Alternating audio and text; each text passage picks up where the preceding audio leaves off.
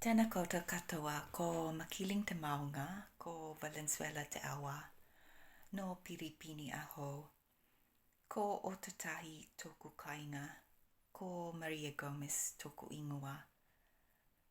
No reira, tēnā koutou katoa. Magandang araw sa inyong lahat. Ang pangalan ko ay Maria Gomez. Mula ako sa Pilipinas, nakatira ako sa Christchurch. Ako ay isang food technologist at nag-aaral ako na maging isang guro. Maraming salamat po. I am very excited to present my growth as a Kayako Pitumata during my 2 years of studying as a part-time student. I've introduced myself both in Tereo and in Filipino, and this is significant for me because if I look back to 2 years ago, I would never have contemplated on learning my PPH and in using my native language. This marks one of the significant learnings for me, to know who I am as a Kayako Pitumata and who I will be as a Kayako. This journey has made me connect with my culture and heritage in a meaningful way.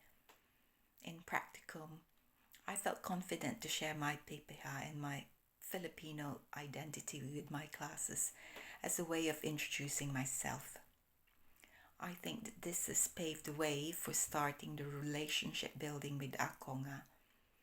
I knew it had an impact because immediately after the lesson, I had some Akonga who have Filipino connections come up to me to introduce themselves and to make their cultural connections known to me.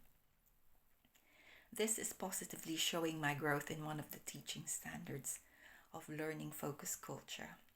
This is important because it is crucial to create an environment where learners are confident in their own identity, language, and culture. I also developed in terms of finding ways to incorporate tikanga Maori in the classroom routines. For example, in the use of greetings and farewells, karakia, and intentionally using Te Ao Māori content in lessons. This supports my development towards teaching standard 1. I considered the opportunity to work with the Filipino community during the 5 focus days has provided me with significant insights and reflection on the importance of engaging in reciprocal, collaborative, learning-focused environments and relationships with Akonga, families, whānau, and the wider community. I was involved in workshops with young Filipino students who are coping with the changes in their lives brought about by recent migration to New Zealand. I use the workshops so they can express and discuss what they're experiencing, acknowledging what is different to their school life in the Philippines, and finding strategies to help them not only just cope and survive, but actually thrive in their new environment. I saw the benefits of community connections and how these can be a catalyst for overcoming the challenges of starting a new life in New Zealand for new immigrants. I am really encouraged to do more of this and to be involved with Filipino, Akonga, and whānau from my community. It has taken me all these years to connect with my culture and be confident with my identity, and my hope is that it will not take this long for Filipino Akonga living in New Zealand to find and connect with their culture. My goal is to give them strategies to help them thrive in New Zealand, but know that they have their culture and values to use as foundation to guide them to move forward. The L&T assignments absolutely promoted meaningful personal reflection and the shaping of my developing teaching philosophy. My personal reflection on racism is a significant highlight for me because I related this to my personal experiences of having been on the receiving end of racism.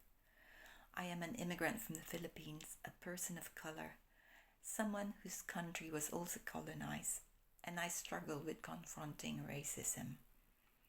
My colonized history is something that I can share with Maori, and in understanding their struggles, I feel that it puts me in a good position to support Akonga. To address racism, we need to recognize that it goes beyond individual acts. It is about understanding the systems and policies of institutional racism which have marginalized Maori over the years. It is imperative that we as teachers do not hold any prejudgments and bias on students, because this will cloud our expectations of Akonga. This leads to deficit thinking, which has no place in today's schools. As I move forward in my teaching practice, I will make sure that my classroom is a safe, inclusive, and supportive space for Akonga. I will continue to use Tatayako and Tapasa as guiding documents to supporting Maori and Pacifica students. The words of Professor Linda Tuhiwai Smith during this year's conference on Titiriti-based futures and anti-racism made an impact on me and my thinking. Her advice for those of us who chose a teaching career is to own the responsibility that comes with it. Her advice is simple, and that is to be good teachers. Teaching is at the core of what we do and an important teaching standard. I will continue to be a reflective teacher, considering pedagogy, teaching strategies and approaches to support all learners to achieve success. I will constantly look for ways to improve my teaching practice by building a network of support around me using mentors, teaching colleagues, and the wider school community when I start my PCT journey. For the second part of the FIA assignment, I'm now going to present my response to a scenario. I selected scenario 7, which is about a new Akonga who has been placed in my school and is now in my class. The student has been in my class for 2 weeks and has not settled, being disruptive and intimidating to others. I chose this scenario mainly because this has actually happened to me in practicum too, and I feel that I did not handle this very well because I did not do anything to support the students' integration into my class. The only thing I did was to introduce myself to them. I did not even take the time to introduce the student to the rest of the class. Knowing what I know now and using our code, our standards for guidance, I would like to use this task to explore what I could have done to improve the outcome for the student. The actual situation I had in practicum involved a student who has recently arrived from the UK and has joined the school on week 6 of term 3. Like the situation described in the scenario, I had little information about the student and was only told about the student through an email to my AT 1 week before the student was due to arrive. I did not make any plans with my AT regarding the student's integration into my class. The only support that I was aware of that the student received was that he was assigned a student buddy to help him find his way around school and to his classes. It was no surprise that the student struggled with integration and started to show work avoidance and disruptive behavior. For the FIA scenario, the student has been in my class for 2 weeks already, and I assume that similar to my actual scenario, there was no integration plan made to support the student. I would say it's not too late to do something, and as an immediate response, I will arrange to have a one-on-one chat with the student to rectify the situation. I will ask the student to tell me from their point of view how things are going for them, how they think they are getting on, are there any areas the student is struggling with, and what kind of support do they think will be helpful. This is the time to reset and to explain to the student what should have been done in their first day in my class. I will tell them about the kaupapa of the classroom routines, and my behavior expectations. This is especially important because I teach food practical lesson, so I need specifically to tell them about the safety rules in the kitchen. I will take the time to explain what are my non-negotiables, especially during the food practical lessons. It was also important to explain the unit. What did the student miss in the first 6 weeks of term? And set up their specific objectives for the rest of the term and make a plan with the student on how they can pick up the lessons and the work from here on. I will offer the student support on how to navigate Google Classroom to find the information they need for the lessons. It was definitely a miss of me to assume that the student will just know this without any offer support or guidance. Following this resetting chat with Akonga, I will make sure that there is always an opportunity to check in with them and their progress. I think it is important to keep the communication going and to provide feedback and positive reinforcement to the student so that they will know how they are progressing. I will also ask the buddy for feedback, or if there's anything that the buddy needs or that they think will be helpful for the new Akonga.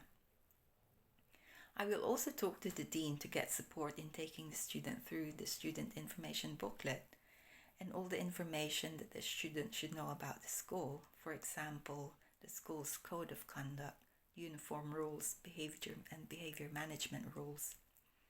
I think it will also be important to get the dean's perspective about connecting with the student's family or caregiver. I will ask the dean for advice on whether reaching out to the student's family will be helpful to supporting the student. Reflecting on this scenario and on my actual experience in practicum, will take steps to avoid the same mistakes when faced with the same situation in the actual school. I will take the time to get to know the student and will tell the student about myself. This is the first crucial step to building a relationship with the Akonga. I will introduce the student to the rest of the class and give the class the opportunity to welcome them in the class. I will make sure that all the important information about classroom kaupapa routines and information about the lessons are given at the earliest time possible. I will use scaffolding and other adaptive teaching methods to support the student through this catch-up stage of their learning and beyond. I think it will also be helpful to talk with the student's form teacher and to find out what kind of support is available for the student during form time. I think at the heart of this scenario is the value of whanaungatanga, where building and maintaining positive relationships with students is crucial. It carries on to manaakitanga, where the classroom becomes a welcoming and caring space, and everyone is treated with respect and dignity. This scenario could have been better managed if preemptive positive strategies for managing classroom and student behavior were used.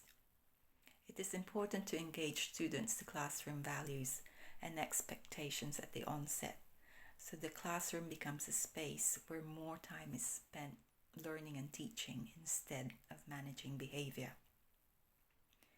In conclusion, my 2-year journey has brought me to this stage where I feel I've gone through an enriching process of seeking knowledge and discovery about learning and teaching, and a significant discovery about myself, my identity, and reconnecting with my culture. I look forward to the next stage, and I would like to say ngā mihi nui to the Massey teaching staff for their support. Te aroha, te whakapono, me te rangi marieta tō tātou e. Nō reira, tēnā koutou, tēnā tātou katoa.